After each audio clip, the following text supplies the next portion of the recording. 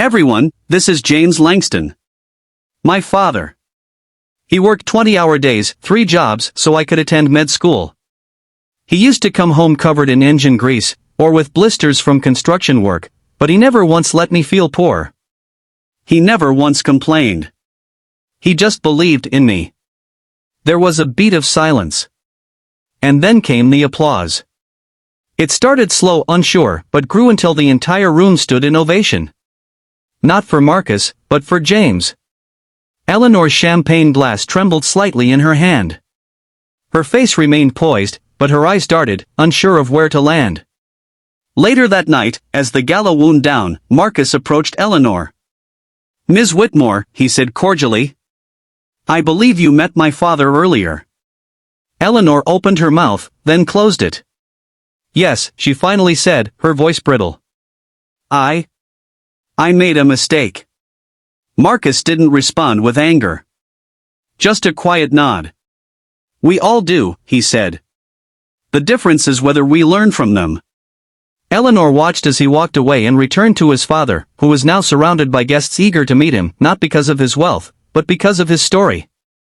That night, James Langston shared jokes with the chef, danced with the event organizer's grandmother, and even sat down with a young medical student who confessed he'd been considering quitting.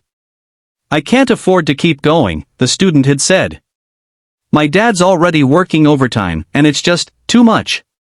James smiled and put a hand on his shoulder. "Son, if your heart is in the right place, you'll find a way. I worked 3 jobs. Slept in my car sometimes. You know why? Because my boy had a dream. And dreams are the only thing more powerful than struggle."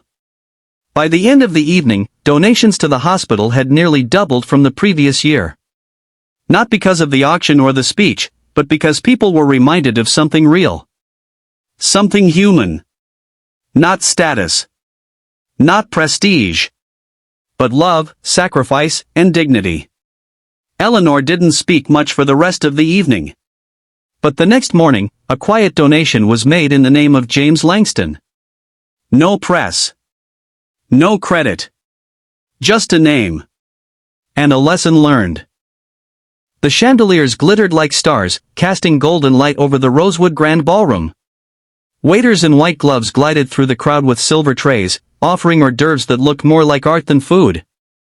Every laugh, every clink of a glass, every whispered exchange was carefully calculated. This was the annual Rosewood Children's Hospital Gala, a place where the wealthy gathered not just to give, but to be seen giving.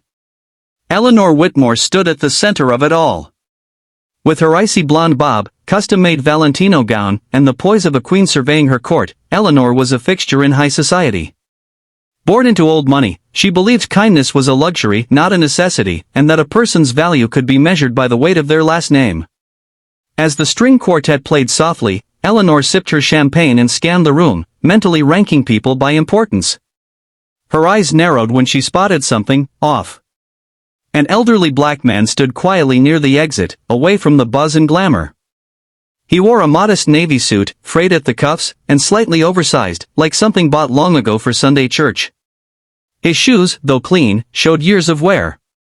His hands were folded gently in front of him, his gaze calm and observant. He wasn't mingling. He wasn't networking. He simply was. Eleanor leaned toward her friend Madeline, a thin smirk on her lips. "Who let the janitor in?" she whispered. Madeline's eyes widened. "Ellie." "I mean, really?" Eleanor continued, louder now, her voice laced with sarcasm. "Did he wander in off the street? Maybe he's here to collect leftover napkins." A few around them laughed nervously, unsure whether to join in or shrink away. The man, having heard, offered a soft smile in their direction. Not wounded, not angry, just understanding. Like he'd seen worse. Like he knew that sometimes, ignorance was loud and proud. But before anyone could respond, the grand double doors of the ballroom opened. A hush fell. In walked a tall, commanding figure, Dr. Marcus Langston. World-renowned neurosurgeon. Medical innovator. The evening's keynote speaker and recipient of the Lifetime Humanitarian Achievement Award. He looked every bit the legend, broad-shouldered, impeccably dressed, with the quiet gravity of someone who carried lives in his hands. He paused at the doorway, scanning the crowd. Then his eyes locked on the elderly man. "Dad," Marcus said, his voice deep and resonant. "You made it." The crowd turned in stunned silence as Marcus strode across the ballroom floor, not toward Eleanor, not toward the board of trustees, but toward the man she had mocked. He wrapped his arms around him in a long, warm embrace. "I thought your flight got cancelled," Marcus said, his voice softer now, his eyes misting over. "I caught a standby seat," the man replied, his voice gentle, textured with age. "Didn't want to miss this.